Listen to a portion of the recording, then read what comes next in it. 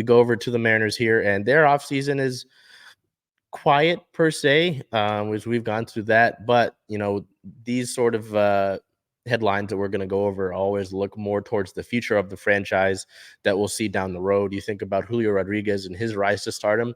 He came from something like this with the international prospect pool. So we go over here on January 15th. The team welcomed 10 new players on International Prospect Signing Day. Shortstop Dowell Joseph is the biggest name of this group. He was somebody that was really sticking out in terms of the international prospect pool, and somebody that the Mariners had their eye on for quite some time. I believe 8 of these players are from the Dominican Republic. As you can see on your screen there, shortstop Leandro Romero, catcher Gabriel Guanches, right-handed pitcher Anderson Jimenez, infielder/outfielder Diori Castillo, outfielder Manuel de Cesar, catcher Manuel Baez, shortstop Zeus Nunez, left-handed pitcher Eliezer Orbe, and right-handed pitcher David Pena. So, and don't be too concerned seeing a few shortstop on here. Obviously, you don't imagine that some of these players might stay strictly at one position.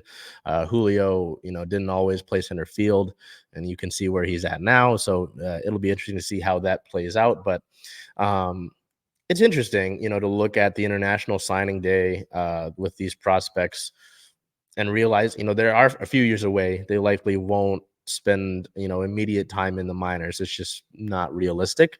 But this could be very well the future of the franchise in a lot of regards with, Julio obviously coming through that. He's the big example to look for with international signing. But, this changes a lot of these guys' lives, these guys coming out of the Dominican Republic, 2 of them from Venezuela. So it'll be really interesting to see how these players come up through the prospect pool, whether it's, through the Modesto Nuts, the Everett Aqua Sox, Arkansas, and then eventually Tacoma when they're knocking on the door, to the big leagues with the Mariners.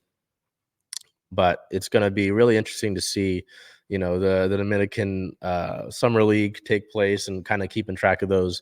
And we do all of that as I'll switch over this on CSS Futures. So you'll want to look down at that as well. That's what we've got for the Mariners. Things have been quiet. We don't have any signings. There's still a bunch of free agents currently available on the market.